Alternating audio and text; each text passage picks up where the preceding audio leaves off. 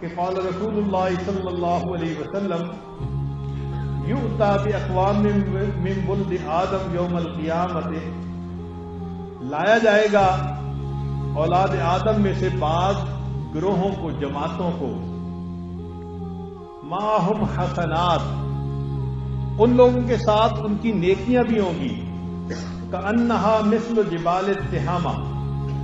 تہامہ جزیرۃ العرب کا بڑا پہاڑ ہے، تو نبی علیہ السلام نے اس کا نام لیا کہ تہامہ پہاڑ کے برابر ان کی نیکیاں ہوں گی۔ آپ سوچیں وہ کتنی نیکیاں کرنے والے ہوں گے کہ جن کی نیکیاں اللہ کے محبوب صلی اللہ علیہ وسلم فرماتے ہیں کہ پہاڑوں کے برابر ہوں گی۔ حتی اذا دنوا یعنی واشرفوا علی الجنۃ نودی فیہم لا نصیب لکم فیہا، حتیٰ کہ جب وہ جنت کے قریب پہنچیں گے تو ان کو آواز دی جائے گی کہ تمہارا اس میں کوئی حصہ نہیں۔ قلت، سالم عرض کرتے ہیں، فرماتے ہیں کہ میں نے عرض کیا اے اللہ کے حبیب صلی اللہ علیہ وسلم، یا رسول اللہ جل ہؤلاء القوم لنا حتی نعرفہ، آپ ذرا اس قوم کی علامات بیان کر دیجئے تاکہ ہم اس قوم کو پہچان لیں۔ اور اگلی بات بڑی عجیب ہے، فوالذی، قسم کھا کر کہا کہ اس ذات کی قسم بعثک بالحق، جس نے آپ کو حق دے کر بھیجا، لقد خشیت ان اکون منہم، مجھے ڈر ہے کہیں میں ہی ان میں سے نہ ہوں۔ یہ فرق ہے کہ صحابہ کرام بات سنتے تھے،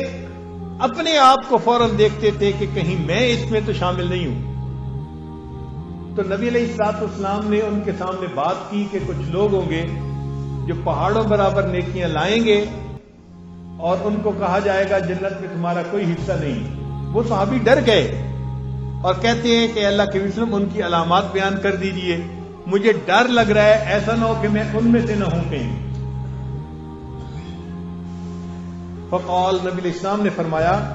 اما انہم کانوا یصومون، جان لو، اما جان لو، انہم کانوا یصومون، یہ وہ لوگ ہوں گے جو روزہ رکھتے ہوں گے، ویصلون، اور نمازیں بھی پڑھتے ہوں گے، ویقومون لیلہم، اور رات کو تہجد بھی پڑھتے ہوں گے۔ جو روزہ بھی رکھے، نماز بھی پڑھے، رات کو تہجد بھی پڑھے، اس کا مطلب ہے کہ ظاہر میں تو وہ بڑی دیندارانہ زندگی گزار رہا ہے نا۔ تو گویا یہ بات اسی طبقے کی ہو رہی ہے جو دیندار طبقہ آج کل کہلاتا ہے، چاہے مدارس میں ہیں، چاہے خانقاہوں میں ہیں، چاہے دین کی محنت کے راستے میں نکلنے والے ہیں، جن کو عام لوگ سمجھتے ہیں کہ جی یہ دین کی محنت کرنے والے لوگ ہیں۔ یہ انہی کی بات ہو رہی ہے، نماز بھی پڑھتے ہوں گے، روزے بھی رکھتے ہوں گے، تہجد بھی پڑھتے ہوں گے، وَيَقُومُونَ لَيْلَهُمْ وَلَكِنَّهُمْ إِذَا شَرَعَ لَهُمْ شَيْءٌ مِّنَ الْحَرَامِ وَثَبُوا عَلَيْهِ، لیکن جب کوئی حرام کرنے کا موقع ان کے سامنے آئے گا وہ حرام کی طرف کود پڑیں گے۔ ان کی یہ بات ہو، یہ علامت ہے ان کی۔ چنانچہ دیندارانہ زندگی گزارنے والے، ذرا کمپیوٹر سامنے آتا ہے تو انگلی فوراً پڑ جاتی ہے، پہنچ جاتے ہیں اس جگہ پر، کہیں فیس بک ہے اور کہیں انٹرنیٹ کی گندگی ہے اور کہیں الٹی سیدھی تصویریں ہیں۔ اس وقت اگر ڈر ہوتا ہے تو یہ کہ بس بیوی کو پتہ نہ چلے کہ وہ پرابلم کرے گی، اور اگر بیوی کا ڈر نہیں تو گھنٹوں بیٹھے ہیں۔ اس کا مطلب یہ کہ باقی زندگی دین والی ہوگی، لیکن جب گناہ کا موقع آتا ہوگا تو وہ کود پڑتے ہوں گے گناہ کی طرف، ان کو اپنے اوپر کنٹرول نہیں ہوگا، ان کا نفس بے قابو ہو جائے گا اس وقت، یہ ان کی علامت ہوگی۔ اب ہم سوچیں کیا ہماری زندگی میں بھی ایسے لمحات ہیں کہ جب ہمارے اوپر کوئی خیال ذہن میں آتا ہے اور شہوت سوار ہوتی ہے تو ہم اس شہوت کو پورا کرنے کے لیے حرام طریقے کو اختیار کر لیتے ہیں، ہمارے سامنے سے غیر محرم گزرتی ہے، ہماری آنکھ قابو میں نہیں ہوتی، کبھی ہم جھوٹ بولتے ہیں، کبھی دھوکہ دیتے ہیں، کبھی مالی بدعنوانی کرتے ہیں۔ اگر یہ حرکتیں ہم کرتے ہیں اور شکل صورت وضع قضا بھی دین والوں کی بنائی ہوئی ہے، اس کا مطلب کہ یہ حدیث ہمارے ہی بارے میں ہے۔ نبی علیہ السلام نے ارشاد فرمایا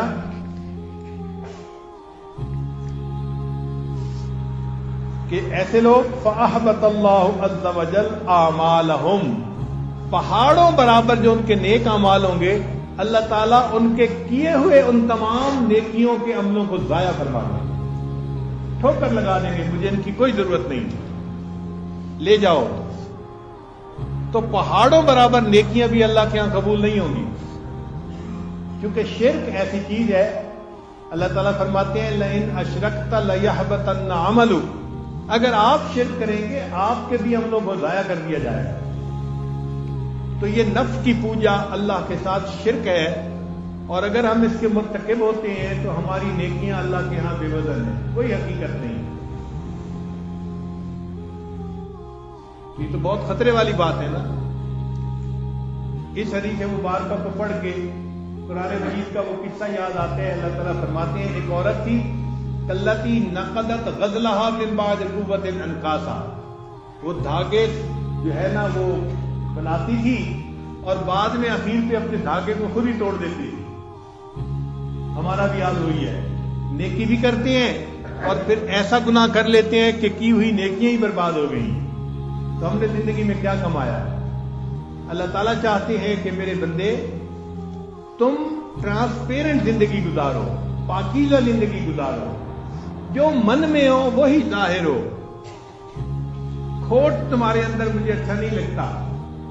تو مومن کھوٹا نہیں ہوتا، کھڑا ہوتا ہے۔